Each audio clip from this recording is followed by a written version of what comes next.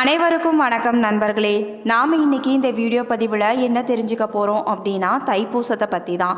அதாவது தைப்பூசம் எந்த டைமில் கொண்டாடப்படுது, எந்த நேரத்தில் விரதம் இருந்தால் எப்படிப்பட்ட பலன்கள் கிடைக்க போகுது, மேலும் தைப்பூசம் ஏன் கொண்டாடுறோம், அது முருகனுக்கு ஏன் கொண்டாடப்படுது, தைப்பூச விரதம் எப்படி இருக்கணும் அப்படிங்கிறத பற்றிய முழு சுவாரஸ்யமான தகவல்களை இந்த வீடியோ பதிவின் மூலமாக நம்ம தெரிஞ்சுக்க போகிறோம். ஸோ இந்த வீடியோ பதிவை நீங்கள் ஸ்கிப் பண்ணாமல் லைக் பண்ணிட்டு பாருங்கள். மேலும் இந்த வீடியோ பதிவை நீங்கள் லைக் பண்ணுங்கள், ஷேர் பண்ணுங்கள், கமெண்ட் பண்ணுங்கள், சப்ஸ்கிரைப் பண்ணுங்கள், கூட இருக்க பெல் பட்டனை மறக்காமல் கிளிக் பண்ணுங்கள்.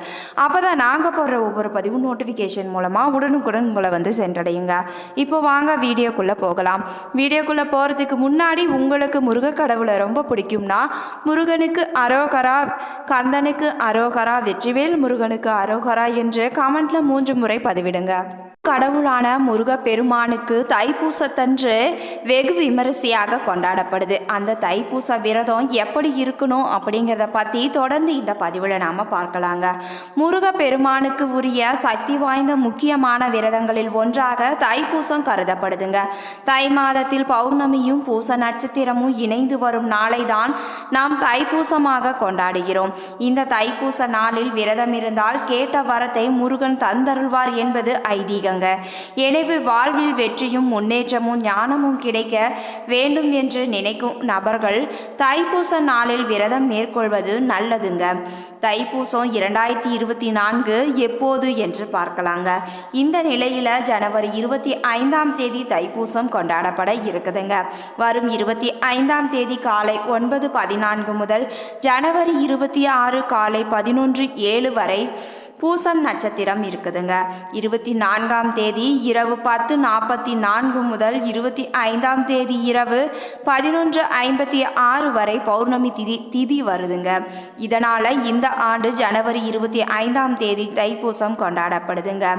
சரி, தைப்பூசம் ஏன் கொண்டாடுறோம் அப்படின்னு பார்க்கலாங்க. முருகப்பெருமான் அசுரர்களை அழித்து தேவர்களை காக்க அன்னை பராசக்தியிடம் ஞான வேலை பெற்ற தினமே தைப்பூச நாளாக கொண்டாடுறோங்க. வேல் என்பது வெற்றியின் அடையாளம். வேல் என்பது ஞானத்தையும் குறிக்குதுங்க. வேலின் கூர்மையான பகுதி போல் அறிவு கூர்மையாக இருக்க வேண்டும். அகன்ற பகுதி போல் ஞானம் பறந்து விரிந்திருக்க வேண்டும். கீழே உள்ள தடி பகுதி போன்று அறிவு ஆழமானதாகவும் இருக்க வேண்டுங்க. தைப்பூச விரதம் எப்படி இருக்கணும் அப்படின்னு பார்த்தீங்கன்னா, ஜனவரி 25ஆம் தேதி முழுவதும் தைப்பூசம் வருவதால் காலை முதல் மாலை முருகனை நினைத்து உபவாசம் இருந்து முருகன் கோவிலுக்கு சென்று வழிபாடு செய்வது நல்லதுங்க. இதில் காலை மதியம் இருவேளையும் பால் பழம் மட்டுமே அருந்தி விரதம் மேற்கொண்டு மாலையில் முருகன் கோவிலுக்கு சென்று வழிபடுவது சிறந்ததுங்க. மேலும் தைப்பூச நாளன்று வீட்டில் முருகன் படத்திற்கு மலர் மாலை சாற்றி பூஜை செய்ய வேண்டுங்க. பாயாசம், சர்க்கரை பொங்கல் என ஏதேனும் ஒரு இனிப்பை நைவேத்தியமாக படைத்து முருகனை வழிபடலாங்க. எதுவும் முடியாதவர்கள் 2 வாழைப்பழம் வெற்றிலை பாக்கு வைத்து மனதார முருகனை வழிபட்டாலே போதுமானதுங்க. அன்றைய தினம் விரதமிருந்து உங்கள் வேண்டுதலை மனமுருகி முருகனிடம் வைத்தால் நீங்கள் நினைத்தது நடக்குங்க. மேலும் வீட்டில் வேல் இருந்தால் வேலுக்கு அபிஷேகம் செய்து வேல் விருத்தம், கந்தர் அலங்காரம் போன்ற பதிகங்களை பாராயணம் செய்வது சிறப்பான பலன்களை தருங்க. தைப்பூச வழிபாடு செய்ய உகந்த நேரம் எதுன்னு பார்த்தீங்கன்னா, வரும் 25ஆம் தேதி காலை 9:14 மணிக்கே பூச நட்சத்திரம் தொடங்குதுங்க. அன்றைய தினம் பௌர்ணமியும் இருப்பதால் அன்றே தைப்பூச வழிபாடு செய்ய வேண்டுங்க. எனவே காலை 9:20 முதல் 10:30 மணி வரையிலும் மாலை 6:15 முதல் 7:30 மணி வரையிலும் தைப்பூச வழிபாட்டை மேற்கொள்வது சிறப்பாக இருக்குங்க. காலை முதல் மாலை உபவாசம் இருப்பவர்கள் தைப்பூச வழிபாட்டை முடித்த பிறகு விரதத்தை முடித்து கொள்ளலாங்க. தை மாதத்தில் பூச நட்சத்திரமும் பௌர்ணமியும் கூடி வரும் ஒரு அற்புதமான தினமே தைப்பூசமாக கொண்டாடப்படுதுங்க. தைப்பூசம் தினத்தில் தான் இந்த அகிலம் தோன்றியதாக ஒரு ஐதீகமும் இருக்குதுங்க. தைப்பூச நன்னாளானது முருகப்பெருமானுக்கு உகந்த நாளாகும். அதோடு சிவனுக்கும் குரு பகவானுக்கும் கூட இந்த நாள் சிறப்புடையதாகுங்க. தைப்பூச நாளில் காலையில் எழுந்து குளித்துவிட்டு நெற்றியில் திருநீறு அணிந்து கந்த சஷ்டி கவசம், கந்தர் அலங்காரம், கந்தர் அனுபூதி, திருமுருகாற்றுப்படை, திருப்படை, திருப்புகழ், கந்தர் கலிவெண்பா போன்றவற்றை மாலை வரை படிக்கலாங்க. வேலைக்கு செல்வோர் கந்தனை காலையிலேயே பூஜித்து மனதார வணங்கிவிட்டு நாள் முழுவதும் கந்தனை நினைத்து ஓம் சரவணபவ என்னும் மந்திரத்தை உச்சரித்தவாறே வேலைகளை செய்யலாங்க. காலை மதியம் என இரு வேளையும் பால் பழம் மட்டுமே அருந்தி விரதம் இருந்து மாலையில் முருகன் கோவிலிற்கு சென்று வழிபடுவது சிறந்ததுங்க. முருகனை வழிபடும் சமயத்தில் முருகவேளை என்று வழிபடுவது நல்லதுங்க. காலை மாலை என இரு வேளையும் இந்நாளில் கோவிலிற்கு சென்று வழிபடுவது மேலும் சிறப்பு சேர்க்குங்க. முருக பக்தர்கள் பலர் தைப்பூச விரதத்தை 48 நாட்கள் இருப்பது வழக்கங்க. மார்கழி மாதத்தில் தொடங்கி தைப்பூசம் வரை விரதம் இருப்பது வழக்கங்க. அன்னை பார்வதி தேவி முருகனுக்கு ஞானவேல் வழங்கியது இந்த நன்னாளில் தாங்க. அந்த ஞானவேல் கொண்டே ஞான பண்டிதன் அசுரவதம் புரிந்தார் என்பது வரலாறுங்க. தைப்பூச நாளில் முருகனுக்குரிய வேலை வழிபடுவதன் பயனாக தீய சக்திகள் நம்மை அண்டாதுங்க. முருக பெருமானை தைப்பூச திருநாளில் வழிபாடு செய்வதால் கிடைக்கும் பயன்கள் என்ன என்று பார்க்கலாங்க.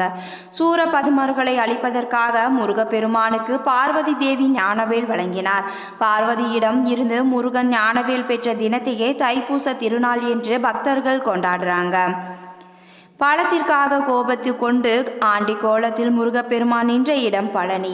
அந்த திருத்தலத்திற்கு சென்றுதான் பார்வதி ஞானவேலை வழங்கியதாக புராணங்கள் சொல்லுதுங்க. எனவேதான் தைப்பூச திருநாள் பழனியில் வெகு விமரிசையாக கொண்டாடப்படுதுங்க. தேவர்களின் படை தளபதியாக பொறுப்பேற்று அசுரர்களை சம்ஹாரம் செய்ய முருகப்பெருமான் பயன்படுத்திய ஞானவேலை தைப்பூச திருநாளில் வணங்கி வழிபட்டால் மாந்திரீகம், ஏவல், பில்லி சூனியம் என எந்த கெட்ட சக்தியும் நம்மை நெருங்காதுங்க. முருகப்பெருமானுக்கு நடைபெறும் திருவிழாக்களிலேயே புகழ் பெற்றதும் உலகம் முழுவதும் உள்ள தமிழர்கள் முதல் வெளிநாட்டவர் வரை மனம் திரும்பி கொண்டாடும் விழாவாகவும் தைப்பூசம் இருக்குதுங்க. தைப்பூச திருநாளில் பழனி முருகனுக்கு காவடி எடுத்தால் எந்த தீய சக்திகளும், மாந்திரீகமும், பில்லி சூனியம், ஏவல் என எதுவும் நம்மை நெருங்காதுங்க. அதனால்தான் சுக்குக்கு மிஞ்சின மருந்தும் இல்லை, சுப்பிரமணியனுக்கு மிஞ்சின கடவுளும் இல்லை என்று சொல்லி இருக்கிறாங்க. தைப்பூச திருநாளில் தான் உலகம் தோன்றியதாகவும் ஒரு நம்பிக்கையும் நிலவுதுங்க. அதே போல சிவபெருமான் பார்வதியுடன் இணைந்து தில்லை என்னும் சிதம்பரத்தில் ஆனந்த திருநடனம் புரிந்து பக்தர்களுக்கு தரிசனம் அளித்ததும் இந்த தைப்பூச திருநாளில் தாங்க. இரண்யவர்மன் என்ற அரசன் தில்லையம்பலத்திற்கு வந்து அரும்பெரும் திருப்பணிகள் செய்தாங்க. அவனுக்கு சிவபெருமான் காட்சியளித்தது இந்த தைப்பூச திருநாளே ஆகுங்க. தைப்பூசம் அன்று அனைத்து சிவாலயங்கள்லையும் சிறப்பு வழிபாடுகள், இறைவனுக்கு அபிஷேகம் மற்றும் அலங்காரங்கள் செய்யப்படுங்க. தேவர்களின் குருவான பிரகஸ்பதியின் நட்சத்திரம் பூசம் என்பதால் தைப்பூச தினத்தில் குரு வழிபாடு செய்வதும் சிறப்பான பலனை அளிக்கும். முருகனுக்கு உகந்த தினமான தைப்பூச திருநாளில் விரதம் மேற்கொண்டால் வாழ்வில் வெற்றியும் முன்னேற்றமும் கிடைப்பதுடன் வீட்டில் மகிழ்ச்சியும் நிறைந்திருக்குங்க. ஜனவரி 25ஆம் தேதியான நாளை தைப்பூசம் கொண்டாடப்படும் நிலையில் காலை 9:14 முதல் மறுநாள் அதாவது ஜனவரி 26 காலை 11:07 வரை பூசம் நட்சத்திரம் இருக்குதுங்க. இன்று இரவு 10:44 முதல் 25ஆம் தேதி இரவு 11:56 வரை பௌர்ணமி திதி வருவதால் ஜனவரி 25ஆம் தேதி தைப்பூசம் கொண்டாடப்படுதுங்க. பொதுவாகவே விரதம் இருப்பது என்பது அந்த நாள் முழுவதுமே ஒரே ஒரு வேளை உணவு மட்டும் சாப்பிட்டு உபவாசம் இருக்கலாங்க. அல்லது காலையில் இருந்து சூரிய அஸ்தமனம் ஆகும் வரை எதுவும் சாப்பிடாமல் உபவாசம் இருந்து மாலையில் விரதத்தை முடிக்கலாங்க.